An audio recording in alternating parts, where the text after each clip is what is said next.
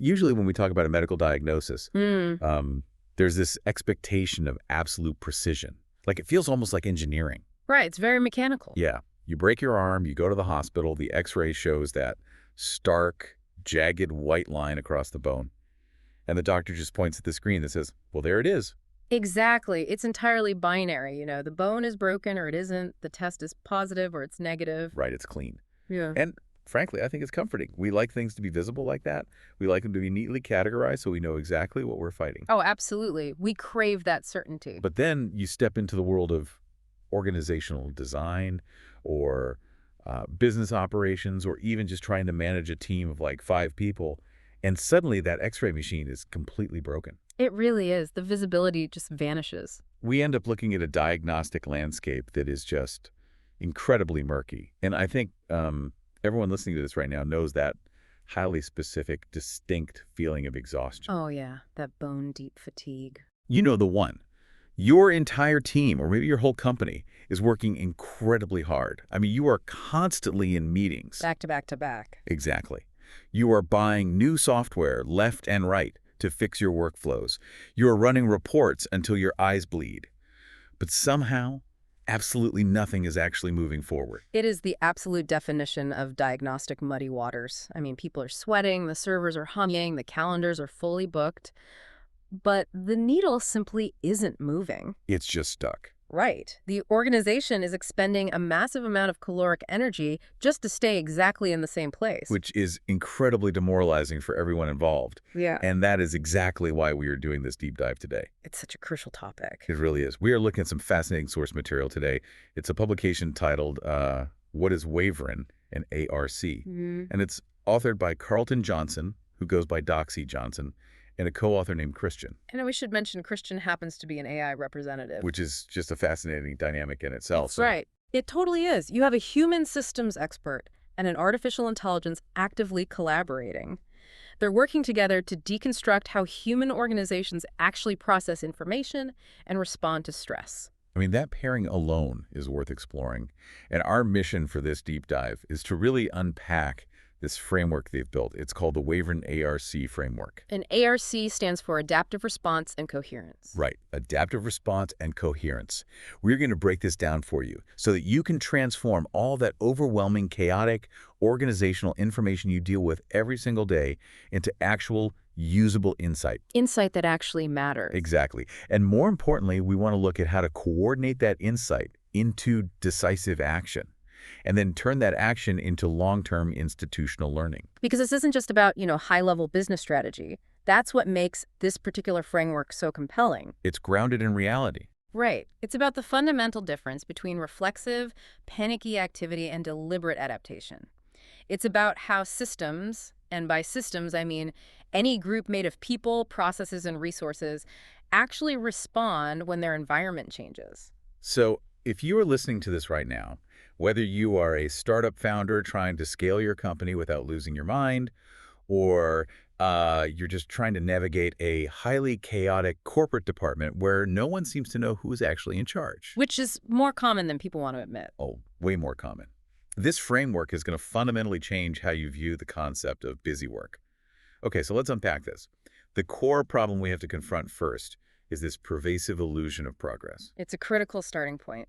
Because we have this massive misconception in corporate culture right now. What's the misconception? Well, when a company is failing or when a department is stagnating, the default assumption from leadership is almost always that people are just being lazy. Oh, right. Like, oh, no one wants to work anymore. Exactly. They think the workforce lacks motivation. But in reality, organizations rarely suffer from a lack of effort.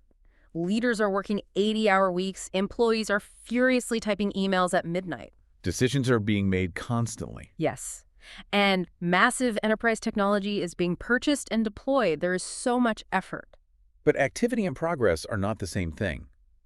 I was trying to visualize this when reading the text, and it's like, imagine pressing the gas pedal entirely to the floor in a sports car, but the car is buried up to its axles in thick, wet mud. That is a perfect image for this. The wheels are spinning blindingly fast. Yeah. Right? The engine is absolutely screaming. You are burning high-octane fuel at a massive rate. If you just look at the dashboard, The RPMs are maxed out. That's activity. Right, the metrics look like you're going 100 miles an hour. Exactly. But if you look out the window, the car hasn't moved a single inch forward. In fact, it's probably just digging itself a much deeper hole. That lack of forward momentum, that's the absence of progress. That is a brilliant way to visualize what is actually happening inside these companies. The organization is burning its fuel, its capital, its employee goodwill, its time. If people just get completely burnt out. Absolutely. It is generating massive amounts of data, spinning those wheels, but it isn't developing any actual intelligence from that data. We see companies constantly trying to fix this by cutting costs. The panic cuts. Right, but they do it in a blind panic. They do it in a way that actually weakens their foundational capabilities for the future. But they go the other way, right? Yeah. They push for crazy growth. Yes. You see companies growing their revenue at breakneck speed, but doing so in a way that introduces fatal operational strain that eventually causes the entire business to collapse under its own weight. Which sounds completely counterintuitive. Because you sit in a board meeting and think, well, we are growing revenue by 50% year over year. We are clearly winning. But those soaring revenues can act as a mask. Yeah, they hide the rot. Exactly. These aren't just isolated management hiccups. They are glaring signs that the organization's strategy, its human talent, its internal processes, its data, and its daily actions have completely drifted apart. They aren't talking to each other anymore. Right. They are no longer moving as one coherent organism. And that profound disconnect is the exact space where this framework operates. Yeah. The philosophy here is heavily systemic, and it's actually baked right into the name of the organization that developed this. WaveRen. It's not just a clever branding exercise. I mean, it's a really deep metaphor for how they view the physics of an organization. I love a good metaphor, so let's really break that down. The wave and the wren. It's a very striking pairing of images. Let's start with the wave. Okay, so in physics, a wave represents movement, energy, transmission, and change. A wave can begin in one specific localized place, but it produces effects far, far beyond its point of origin. The ripple effect. Exactly. And this is exactly how organizations behave, though leaders rarely acknowledge it. Think about a single, seemingly isolated decision made in the executive suite. Like a budget cut or a new software mandate. Exactly. It doesn't just stay in that boardroom. It ripples outward. It transmits energy. It moves through the finance department. It completely alters staffing and hiring needs. It impacts the day-to-day company culture. And eventually, it hits the customer. Yes. It fundamentally changes the customer experience. And if the wave is big enough, it can even affect public trust and brand reputation. It's so true. You change one line of code in the software to make a button blue instead of red, or you change one HR policy about, coming into the office on Fridays. And suddenly everything shifts. Yeah. Suddenly 3 departments over, a middle manager can't do their job because the entire context of their workflow just completely changed. It's a wave of unintended consequences. Precisely. You simply cannot touch one part of a system without transmitting energy to the rest of it. And then you have the second half of the imagery, the wren. Which, on the surface, seems like a really strange pairing with a massive ocean wave. I mean, a wren is just a tiny bird. It does seem mismatched at first, until you look at the biological characteristics of the wren. Okay, what are they? Well, a wren is small, incredibly alert, highly adaptive, and it's capable of making its presence and its voice known far beyond what its physical size might suggest. Oh, I see. The core thesis here is a direct challenge to the modern business obsession with scale. We have this deep-seated bias that bigger is always better. Right, the whole too big to fail mindset. Exactly. We assume a massive corporation with 10,000 employees is automatically stronger and more capable than a company with 50 employees. But that's not always true. It's absolutely not true. The argument here is that organizational capability is absolutely not determined by size alone. A smaller company with clear, unfiltered information, coherent internal systems, and highly adaptive leadership will consistently outmaneuver a larger organization. Because a large one is just weighed down by fragmentation and internal politics. Precisely. So to go back to my car analogy earlier, a giant fragmented corporation is basically a massive 18-wheeler truck. It has a huge, powerful engine, but it's hopelessly stuck in the mud. The engine is roaring, but it can't move. Right. And the wren is like a small, lightweight rally car.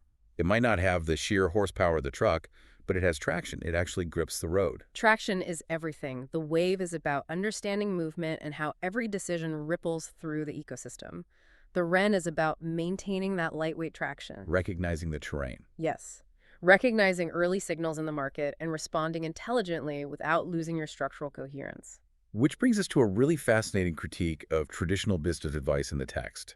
Because usually, when that massive 18-wheeler is stuck in the mud, leadership panics. And what do? They call in expensive outside consultants to fix it. And this is where things often get so much worse. Traditional consulting often operates on a model of deploying predefined solutions. A menu of fix. Exactly. They walk in the door, they look at the mud, and they open a briefcase full of best practices. They say, well, you need to aggressively reduce overhead costs. Or you need to implement a new sales quota system. Or they tell you to buy some massive new software suite. Right. They say you need to automate this manual workflow, or you need to build a comprehensive data dashboard for the C-suite. But just because something is labeled a best practice in a fancy business magazine doesn't mean it's actually going to fix the specific reason your tires are spinning. Exactly. Applying a generic best practice to a deeply broken, incoherent system is incredibly dangerous. There's a chilling reality here, which they point out. If you automate a broken process, you don't magically fix the process. All you achieve is the ability to produce errors much, much more efficiently. Oh man, that hits hard. I have seen that happen in real time. You have? Oh yeah. A company I knew decided they needed to be more efficient with their customer outreach. Yeah. So they implemented this highly sophisticated AI tool to automatically send out marketing emails. Sounds like a standard upgrade. Right. But they didn't realize their underlying CRM database was a total mess. I mean, it was full of outdated addresses, duplicated contacts, and people who had explicitly asked to be taken off the list. Oh, no. So instead of ignoring a few people manually over a few weeks, they were suddenly spamming and enraging thousands of customers at the speed of light.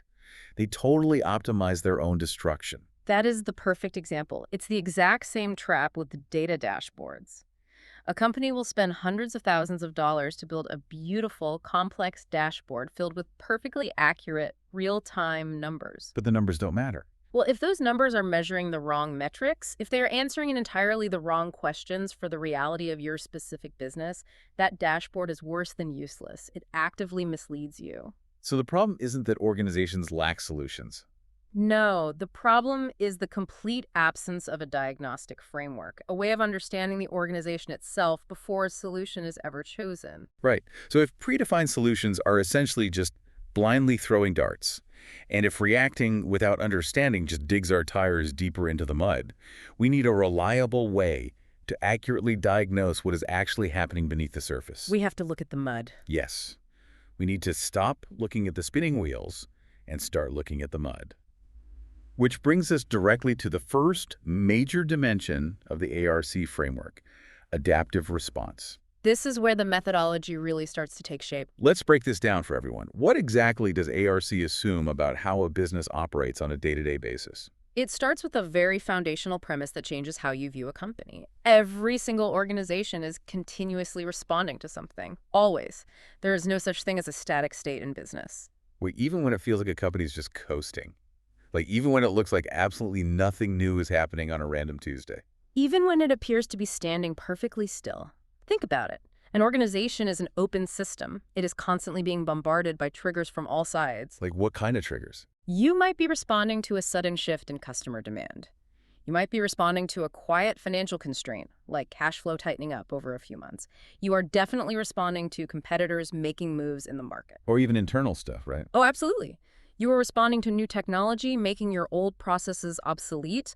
You are responding to internal conflicts between departments, to regulatory changes from the government, or even to the internal chaos caused by your own rapid growth. So you're never just at rest. Never. You are always constantly in a state of response. The only variable is whether that response is intentional or entirely accidental. Okay, I have to jump in here and play devil's advocate for a second because I know what a lot of hard-charging founders and executives are thinking right now as they listen to this. I can really guess. In today's market, isn't speed the ultimate advantage? We hear this mantra endlessly in tech and business. Move fast and break things. Bias toward action. Right. The obsession with speed. Yeah. If I'm a CEO and I'm looking at a spreadsheet showing that we're burning $100,000 a month right now, I don't have time to sit back and philosophically observe and interpret the environment for 6 months. I have to act instantly, right? That's the feeling, yes. I have to cut the bleeding today or we die tomorrow.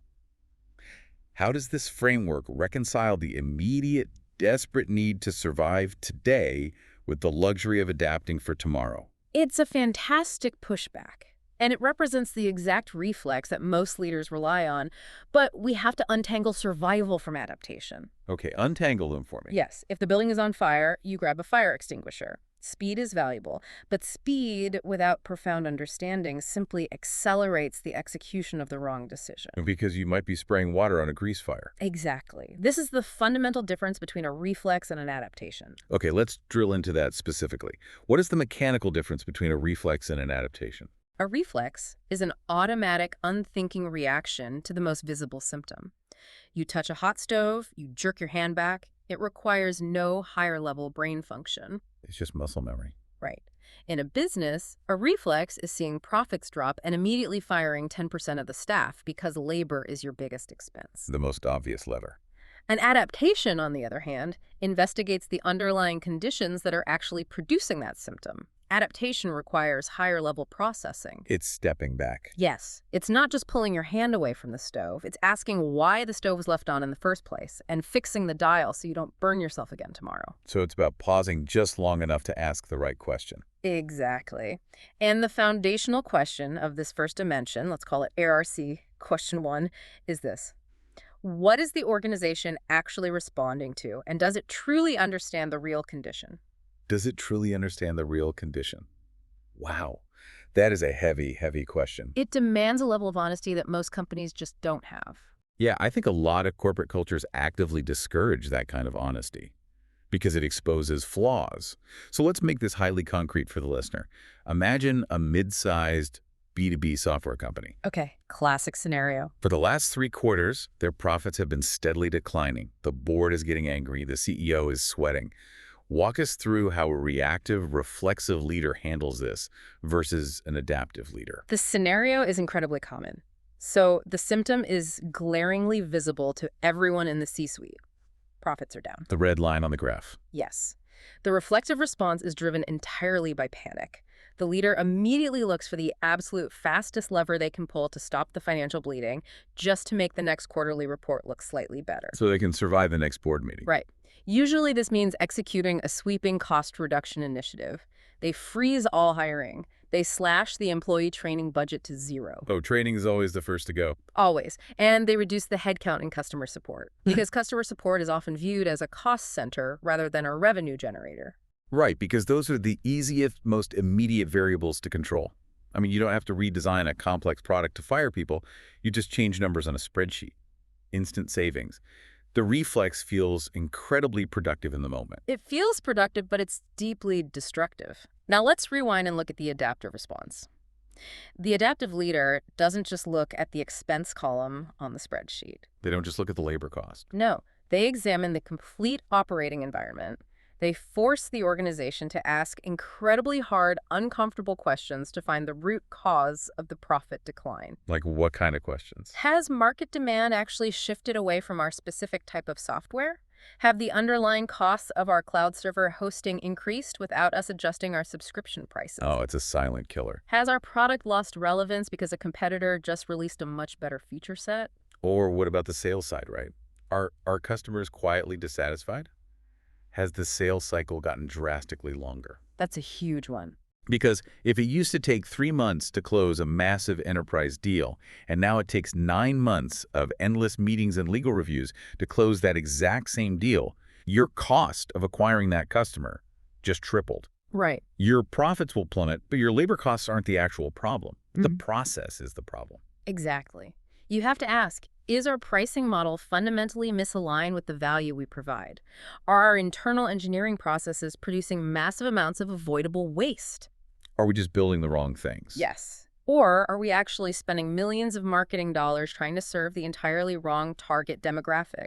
Adaptive response requires leaders to actively fight their own psychology. That's the hardest part. They have to move beyond the very first explanation that appears plausible. That is such a dangerous trap, the first plausible explanation. Profits are down because our labor costs are too high. Fire 10% of the staff. It's so easy to sell that narrative. It sounds perfectly logical. Yeah. It's highly plausible. You can easily defend it to a board of directors. But it might be completely factually wrong. And Here is the tragedy of the reflexive response. If that first plausible explanation is wrong, you haven't just failed to fix the problem. You have actively damaged your organization's future capability. Okay, let's use my example of the lengthened sales cycle. If the real hidden reason profits were down was because your product no longer fits the market perfectly, and therefore sales take twice as long to close. Firing your customer support team doesn't do a single thing to fix the product fit. No, it makes it worse. Because now, the few loyal customers you do have who are actually paying the bills are suddenly getting terrible, slow support. They're waiting an hour on hold. Yeah, they get frustrated, they cancel their subscriptions, and your revenue drops even faster. You've literally accelerated your own decline by trying to save yourself. It is entirely self-inflicted damage. It's like a doctor diagnosing a patient with a broken arm, but the patient actually has a severely torn ligament. Right, misdiagnosis. The doctor confidently puts a heavy plaster cast on the arm. Now the patient can't move the arm at all. Their muscles start to atrophy from lack of use, and the ligament is still completely torn. The cure introduced a whole new set of devastating problems. Which highlights a vital reality of organizational design. Diagnosing the correct root cause is really only half the battle. Oh, really? Just figuring it out isn't enough. Not at all. Let's say you do the hard work. You successfully identify that the sales cycle has lengthened due to a product issue. Now you face an even more complex challenge. What's that? Once you know exactly what is wrong, how do you actually go about fixing it without accidentally breaking something else in the process? Right, because of the wave. We are back to the wave. Every action creates a ripple. Exactly. You try to push the engineering team to fix the product faster to help sales, but that pressure ripples out and completely breaks the quality assurance process. So now you are shipping software full of bugs. Precisely. You cannot view an intervention as an isolated event. To manage these ripples, we have to stop looking at adaptation as a one-time emergency checklist. It can't just be an annual retreat. No, it has to become a continuous living cycle woven into the daily habits of the company. And this brings us to the operational heart of the framework. It outlines this continuous adaptation as a cycle of 5 highly distinct movements. It's not just a theory, it's a mechanical process. Yes, the 5 movements are observe, interpret, respond, align, and learn. Okay, we cannot just list these because they sound deceptively simple. We need to explore the mechanics of how a company actually does this. Let's start with the first movement. Observe. This isn't just looking at a quarterly financial report, is it? No, looking at a quarterly report is looking at history. Observe is about actively monitoring the present environment. Keeping your ear to the ground. Right. What signals are emerging inside and outside the organization? Crucially, you have to design systems that look for the quiet signals, not just the loud, blaring alarms. Give me an example of a loud alarm versus a quiet signal. A loud alarm is a key client calling up and threatening to leave. A quiet signal is an employee sighing deeply every time they have to use your internal inventory software. Oh, that's good. Or a subtle 1% month-over-month increase in the time it takes to resolve a customer ticket. If you only observe alarms, you are always reacting too late. Because the damage is already done. Okay, so you gather these signals, you notice the ticket times creeping up. The second movement is interpret. How do we prevent our own biases from ruining this step? That is the ultimate challenge of the interpret phase. Interpretation asks, what do these specific signals actually mean in reality? You have to face the truth. Right. It forces leadership to ask a terrifying question. Which of our long-held foundational assumptions must we reconsider based on this new data? That's tough. People hate letting go of their assumptions. They really do. If you've always assumed your customer service is the absolute best in the industry, but the quiet signals show ticket times rising, you have to interpret that data without getting defensive. Yeah. You have to accept that your core assumption might be dead wrong. You have to separate your ego from the data. That leads to the third movement, respond. Respond is about calibration. What specific action is proportionate to the actual condition we just interpreted? So not overreacting. Exactly. It's about avoiding the pendulum swing. If a process is slightly inefficient, a proportionate response is tweaking the workflow. Right. An uncalibrated overreaction is ripping out the entire software system and spending millions on a new one. Respond requires precision. And then we hit the fourth movement, which seems to be where most companies completely fall apart. Align. Align is the hardest movement because it requires immense organizational discipline. You've decided on your proportionate response. Now you must ask a really broad question. What's the question? How must our people, our internal processes, our technology stack, our financial resources, and our cultural expectations all shift together to support this new response? Wow, that's everything. It is. If you change the sales strategy, but you don't align the marketing budget to target the new audience, or you don't align the commission structure to reward the new behavior, the response will fail entirely. Because the components of the engine are physically fighting against each other. Exactly. And finally, the fifth movement. I think this is the one that almost every single company skips in their rush to just get back to normal. Learn. Learning is the linchpin of the entire cycle. Learn asks, what did our response to this stressor actually reveal about our company? The postmortem. Right. And how will we embed that new knowledge to permanently improve our future decisions? Did our intervention work? If not, why? Without that learning phase, adaptation isn't actually adaptation. It's just a frantic series of disconnected reactions. You're just surviving. Yeah, you might successfully survive each individual crisis. You might put out the fire today and put out a completely different fire tomorrow. But your organization never actually becomes more capable of preventing fires. You are just playing an exhausting, never-ending game of corporate whack-a-mole. Exactly. The entire purpose of this cycle is to permanently build institutional capability, not just to survive individual interventions. Okay, to really cement this, I want to dive into a specific narrative from the source text. Let's look at this classic case study of a fast-growing professional services firm. This is a great example. Let's say it's a high-end digital design agency. This story perfectly illustrates how a lack of coherence destroys a company from the inside out. And frankly, it's a narrative arc I think almost everyone listening has either experienced personally or witnessed from afar. It is perhaps the most common organizational tragedy in modern business right now. Here's the setup. This design agency is crushing it. Revenue is soaring. They are winning industry awards. Massive enterprise-level clients are just pouring in the door. They look untouchable. Right. If you look at them from the outside, or you read a profile about them in a business magazine, you think, wow, this company's a rocket ship. Massive success. But the reality on the inside of the rocket ship is an absolute nightmare. A total chaotic nightmare. Deadlines are constantly being missed. The graphic designers and copywriters are completely overwhelmed. They're working weekends and burning out at an alarming rate. The human cost is huge. And because projects are delayed, the final invoices are delayed, which means cash flow is suddenly getting incredibly tight, even though their booked revenue is historically high. Which is terrifying for a founder. Yeah, and because everyone is panicking, customer communication becomes wildly inconsistent. Oh, the clients always feel the chaos eventually. Totally. One major client gets white glove, incredible service because a senior partner is personally holding their hand. But another equally important client gets completely ignored for a week because their account manager is just drowning in internal meetings. So we have clearly identified the symptom here. Immense, paralyzing internal strain amidst a period of rapid external growth. What is the standard reflective response from the leadership of this agency? The partners look at their exhausted, weeping staff, and they immediately conclude, we simply need to hire more people.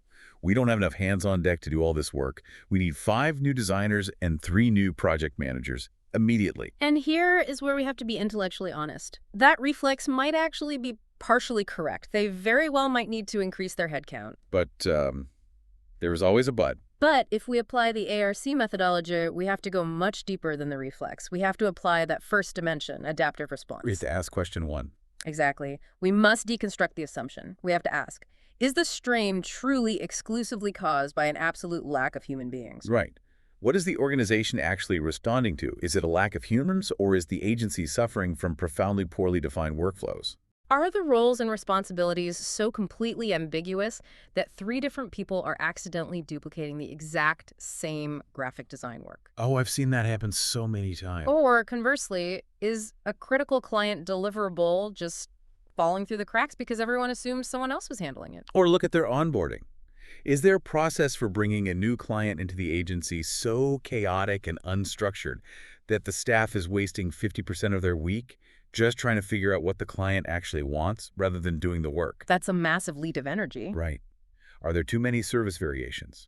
Like, instead of having a standardized web design package, are they heavily customizing every single proposal from scratch, forcing the team to reinvent the wheel every single Monday. Is project management fundamentally weak? Is vital client feedback and approval trapped inside the private email inbox of one specific account manager? Completely inaccessible to the designers who actually needed to move forward. Yes. Yeah. The agency must ruthlessly identify the real operational constraints before they select their response. Let's assume the worst. Let's say it is a toxic cocktail of all those things. Bad workflows, trapped information, bespoke customization. But the leaders don't do the ARC analysis. They just reflexively hire those 5 new designers and throw them into the mix. What actually happens? Well, if you drop 5 brand new, untrained hires into an environment that is already completely chaotic and lacks clear processes, you don't solve the chaos. You just add more bodies to it. Right. You geometrically multiply the confusion. It's like having a bucket that is full of holes and you're losing water rapidly. Hiring more people is just pouring more water into the bucket. Now you just have a much heavier bucket that is still leaking everywhere, and your arm is getting really tired holding it. That is precisely it. And this is why merely diagnosing the root problem isn't enough. To fix this agency without causing the entire system to collapse under the weight of new initiatives, they need the second dimension of the framework. They need a roadmap. Right. They need a systematic roadmap for straightening out this mess. Which brings us to dimension 2, coherence. Coherence is arguably the most vital concept in this entire framework. It is defined as the degree to which all the major moving parts of an organization actively reinforce one another. It's the alignment of the wave, basically. Exactly. You have to ask a series of interconnected questions. Does the overarching business strategy directly align with the financial model? Do the numbers support the dream? Right. Do the internal employee incentives actually encourage the specific behaviors that leadership wants? Do the daily operating processes structurally support the grand promises the sales team is making to the customer? And what about technology? Does the software stack serve the natural workflow of the employees? Or has the company completely distorted its natural workflow just to accommodate some incredibly expensive, rigid, new enterprise software they got locked into? That last one is a massive source of modern corporate pain. And when these elements conflict, when strategy says one thing but incentives reward another and technology prevents both, the organization experiences massive internal friction. And that friction physically hurts the company. It manifests physically. It is the duplicated work, the employee burnout, the agonizingly slow decision-making processes, the terrible data quality. So this leads us to what we can call ARC question 2. Did our chosen response actually strengthen the alignment across the whole organization? Or did it merely transfer the problem to someone else's desk? Transferring the problem is the easiest illusion of progress. Wait, explain that. How do you transfer a problem? Well, say you optimize the sales team with new software, so they close deals twice as fast, but you did nothing to speed up the delivery team. Oh, I see. So now, the bottleneck didn't disappear. It just moved from the front of the house to the back of the house. And now your delivery team is the one burning out and missing deadlines. You didn't solve the system, you just relocated the pain. So let's take this theory and apply it to our chaotic design agency. We know they are a mess. We know just blindly hiring 5 people will make it worse. If they use an ARC-informed response, how do they systematically clean this up? We need to walk through this step by step because this is where the theory becomes a highly practical operational manual. Absolutely. The first step is absolute foundational visibility. You must map the client journey. Map it how? Like on a whiteboard? Yes, or in a document. You have to document, step by agonizing step, the exact path a client takes, from the very first moment of intake and signing the contract, all the way to the delivery of the final invoice. You mean literally every touch point? Every single one. You aren't just drawing a flowchart. You are hunting for friction. Where are the internal handoffs between departments? Where does vital information get lost in translation? I can imagine this is where you find the invisible black holes. The moments where a client sends an email to sales and sales forgets to put it in the project management software. So the design team waits 3 days for an approval they technically already have. Exactly. You expose those black holes. Okay, once you map that and expose the black holes, what is step 2? Step 2 is to ruthlessly standardize service delivery. You have to stop customizing every single aspect of your service if that customization is causing debilitating internal friction. But agencies love to say they are bespoke. I know, but you have to figure out the absolute core of what you do best, define it clearly, and make it highly repeatable. It doesn't mean you can't be creative. It means the process of delivering that creativity must be predictable. Which leads directly to step 3. Clarify roles. Hmm. Once the process is standardized, you have to ensure every single person knows exactly who owns which specific decision. Ownership is key. I've seen so many projects stall because of the RCI matrix failure, where everyone is quote-unquote consulted, but no one is actually responsible. Right, the diffusion of responsibility. Yeah. If a design project is delayed by 2 weeks, who is explicitly accountable for calling the client to communicate that? If everyone on the team thinks they own the client relationship, then functionally no one owns it. Accountability must be singular. Then we move to step 4, improve document and information flow. Getting stuff out of emails. Yes, you have to extract that crucial project information out of individual siloed email inboxes or personal Slack channels and force it into a coherent, shared, transparent system. How do you know if you've done that right? The ultimate test here is the vacation test. The vacation test. If your lead account manager goes on a 2-week vacation to a place with no cell service, does the entire company grind to a halt because all the context is locked in their head? Oh, wow. Yeah, yes, your document flow is broken. Exactly. Okay, so the plumbing is finally fixed, the journey is mapped, services are standardized, roles are clear, information is shared. Is now the time for step 5, automation. Yes. Only now that the process is mapped and stabilized do you identify automation opportunities. Why wait until now? Because now you look at this clean workflow and figure out which rote, highly repetitive, low-value administrative tasks can be handled by software systems, rather than by your expensive, burnt-out human employees. You automate the predictable so the humans can focus on the complex. Which finally, gloriously, brings us to step 6. Align staffing with demand. Now. Okay. Only now, after you've fixed the underlying architecture of how work gets done, do you actually look at hiring.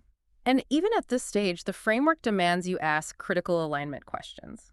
Let's say you realize you do need 3 new designers. You must ask, does our current pricing structure actually generate enough margin to support the permanently enlarged cost structure of these new salaries? Right. Can we actually afford them long term? And operationally, can our current creative directors actually absorb the massive additional supervisory and training burden of onboarding 3 new people? Because onboarding takes so much time. Hiring isn't just adding a salary, it's adding a training tax on your existing best performers. That is such a vital insight. Hiring isn't inherently the wrong answer. It might be absolutely necessary. But it must be one carefully coordinated element of a systemic response, not just a panicked reflex. And to make sure you never fall back into the chaos, you have step 7, create performance indicators. But not just any indicators, you must establish leading metrics that will reveal emerging strain in the new system before it spirals into a crisis again. What's the difference between a leading and a lagging indicator here? Well, you don't measure clients lost. That's a lagging indicator. The damage is already done. You measure average time to respond to client revision requests. If that number starts creeping up, you know strain is building, and you can adapt before the client gets angry. It's the difference between just throwing a random solution at a wall out of desperation and actually systematically strengthening the entire architecture of the business. But as we walk through this, something becomes incredibly obvious to me. When we look at step 7, creating those early warning performance indicators, and step 6, making sure the pricing actually supports the new cost structure, you literally cannot do any of that without looking deeply analytically at the numbers. You absolutely need the data. You need data. Which brings us to a massive paradigm shift in the text, how the finance department fits into the ARC ecosystem. This is a profoundly important shift. In most organizations, the finance department is treated as a completely separate, isolated silo. Like they're on their own island. They sit on a different floor, they speak a different language, and they only interact with operations when they are saying no to a budget request. Right. Usually people think of finance teams as the historians of the company. They're the folks who sit in a back room, run the payroll, do the taxes, and then pop out once a quarter to tell you what happened 3 months ago. They just hand you a report card. Yeah, they tell you if you hit your arbitrary revenue target, it's almost entirely historical reporting. But if we connect this to the philosophy of coherence, ARC completely transforms the role of financial planning and analysis, FP&A. It elevates finance from historical record-keeping into real-time organizational intelligence. I love analogies, so let's try this one. If the sales and operations teams are the muscles of the organization, like the parts actually moving and doing the heavy lifting, then a traditional finance team is just a guy with a stopwatch writing down how much weight the muscle lifted yesterday. That's very accurate. But in the ARC framework, finance becomes the central nervous system. It's the nerve endings instantly telling the brain that the muscle is beginning to tear before the muscle completely snaps under the weight. That is a highly accurate way to frame it, because looking only at top-line revenue is incredibly dangerous. A company can have skyrocketing, record-breaking revenue and still be marching rapidly toward total bankruptcy. Wait, how's that possible? If the operational cost of delivering that revenue is secretly outpacing the growth. Ugh. It's like winning a neighborhood hot dog eating contest. But the prize money for winning is $50, and you had to pay $100 just to enter. Right. You were eating a massive amount of hot dogs. You are technically winning the contest, but you're quietly losing money with every single bite. Exactly. So to prevent that, the framework outlines a series of highly specific, critical questions that the finance team must continuously ask to maintain coherence. These aren't just dry accounting questions.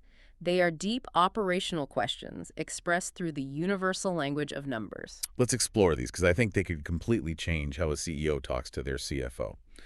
First question. What does it actually cost to produce that revenue? This goes way beyond basic cost of goods sold.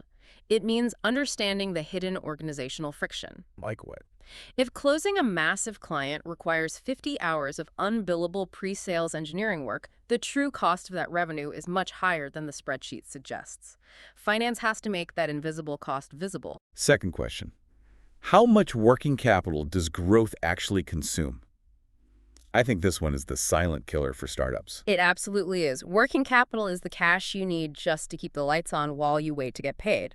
Let's say you land a massive multi-million-dollar enterprise contract. Everyone celebrates. Pop the champagne. Right.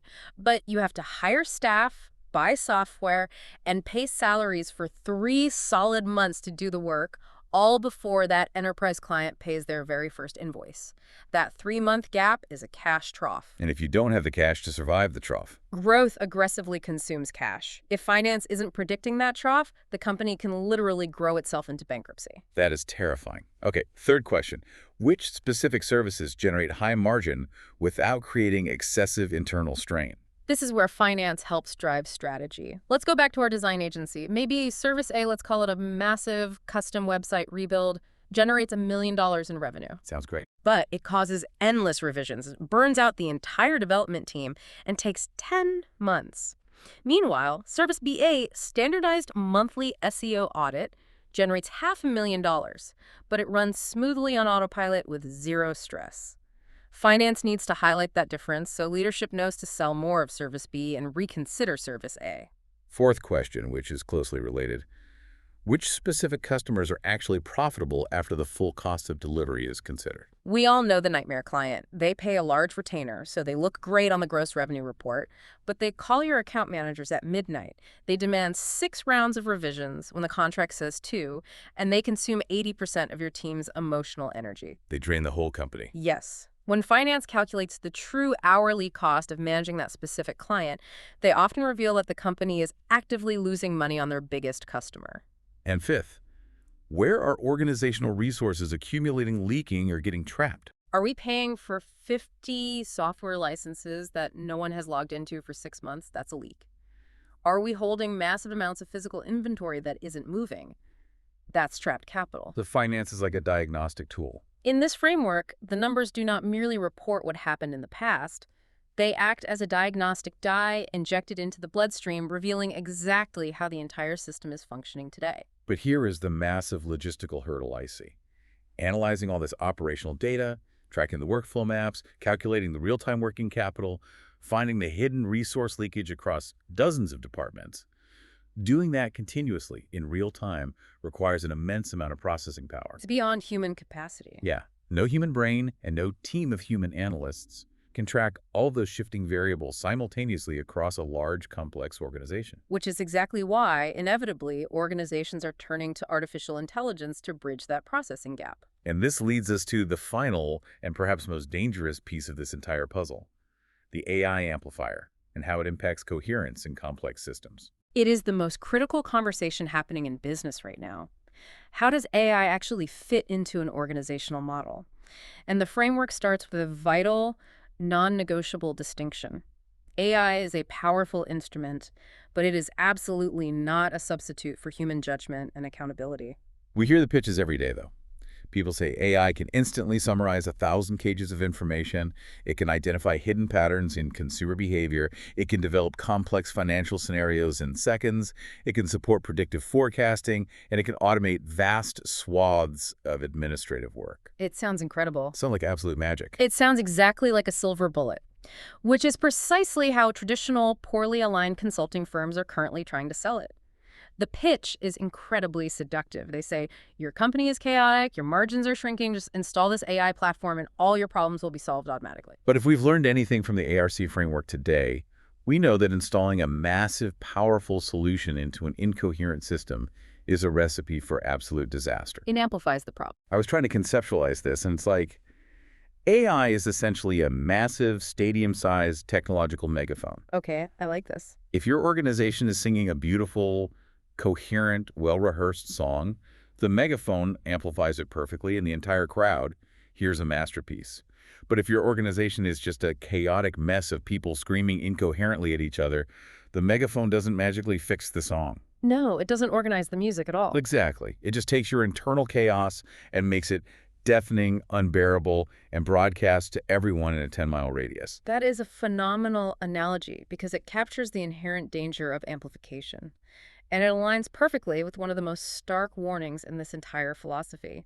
An incoherent organization that deploys AI will simply produce confusion and errors much faster. Produce confusion faster. That is genuinely terrifying. It should be treated with extreme caution. Think about the mechanics of it. If you have poor, fragmented data in your CRM, the AI will use that poor data to generate incredibly confident but entirely wrong analysis. And people will believe it because a computer said it. Exactly. If you have unclear accountability among your staff, where no one knows who owns a process, that leads to uncontrolled automation. You'll have an AI making autonomous decisions about inventory or customer refunds, and no human will know exactly why it's making those decisions. Or more importantly, how to stop it when it hallucinates. Yes. Your weak, broken, friction-filled processes don't get fixed by AI.